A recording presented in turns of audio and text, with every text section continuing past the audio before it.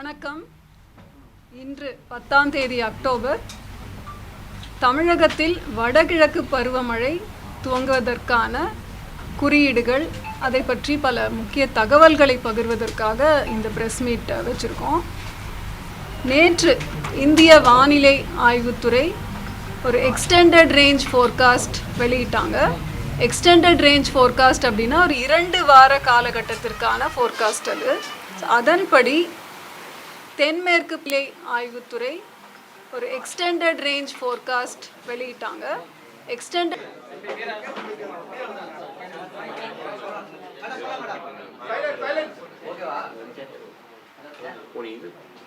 வணக்கம். இன்று 10ஆம் தேதி அக்டோபர். தமிழகத்தில் வடகிழக்கு பருவமழை துவங்குவதற்கான வடகிழக்கு திசை காற்றாக வீசும் பொழுது தமிழகம், புதுவை மற்றும் காரைக்கால் பகுதிகளில் வடகிழக்கு பருவமழை 16 to 18 அக்டோபர் வாக்கில் துவங்குவதற்கான சாத்தியக்கூறுகள் அமைந்திருக்கின்றன. வழக்கமாக நம்ம காலநிலைப்படி பார்த்தோம்னா 1 அக்டோபர்லேருந்து 31 டிசம்பர் வரைக்கும் தான் இந்த வடகிழக்கு பருவமழை காலம்னு நம்ம சொல்வோம். இப்போ நம்ம 2025 வரப்போகுதுன்னு ஃபோகாஸ்ட் பண்ணியிருக்கோம். கடந்த 15 வருடங்கள்னு பார்த்தீங்கன்னா ஆல்மோஸ்ட் எல்லா வருடங்களுமே உங்களுக்கு அக்டோபர் மாதத்தில் தான் வடகிழக்கு பருவமழை துவங்கி இருக்கிறது. அநேக வருடங்கள் இயல்பை விட அதிகமாகத்தான் மழை பொழிவு இருந்திருக்கிறது. ஒரு 2 வருடங்கள் மாத்திரம்தான் இயல்பை விட குறைவாக பதிவாகி இருக்கிறது.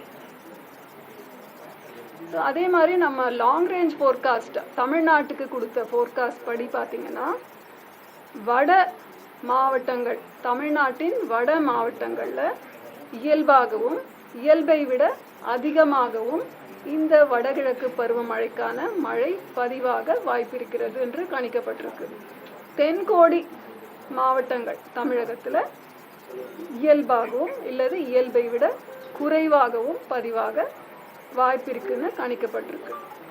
வழக்கமாக அக்டோபர், நவம்பர், டிசம்பர் அப்படின்ற அந்த பீரியடுக்கு இந்த 3 மாதங்கள் 92 நாட்களில் நார்மலாக காலநிலைப்படி உங்களுக்கு 44 சென்டிமீட்டர் மழை பதிவாகிறது வழக்கம்.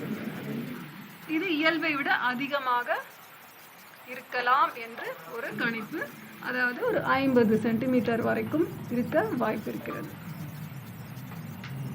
இது எப்படி நம்ம சொல்கிறோம் அப்படின்றதுக்கு நம்மளோட ஃபோர்காஸ்டிங் மேனுவல்ஸ் இருக்குது IMDயில்.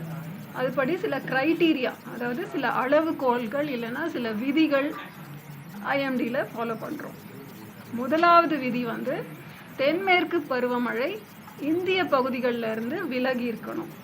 அடுத்தது பே ஆஃப் பெங்கால் கோஸ்டை ஒட்டி உள்ள பகுதிகளில் தரைநிலை மற்றும் கீழடுக்குகளில் காற்றின் திசை மேற்கிலிருந்து கிழக்கு திசை காற்றாக மாறி வீச தொடங்கியிருக்கணும். அதோடு கூட முன்னாடி சொன்ன மாதிரி அக்டோபர் 1ஆம் தேதியிலிருந்து மழை அளவு பதிவாகிறத நம்ம எடுத்துக்கிறோம்.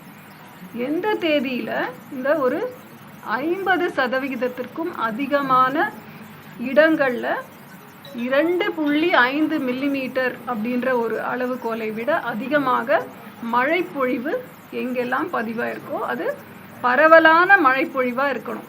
அந்த க்ரைட்டீரியா சாட்டிஸ்ஃபை ஆகும் பொழுது இந்த 3 அளவுகோல்களும் சேர்ந்தால் போல் என்றைக்கு ஒரு நாள் துவங்குதோ அந்த தேதியை வடகிழக்கு பருவமழை துவங்கும் நாளாக நாம் அறிவிப்போம்.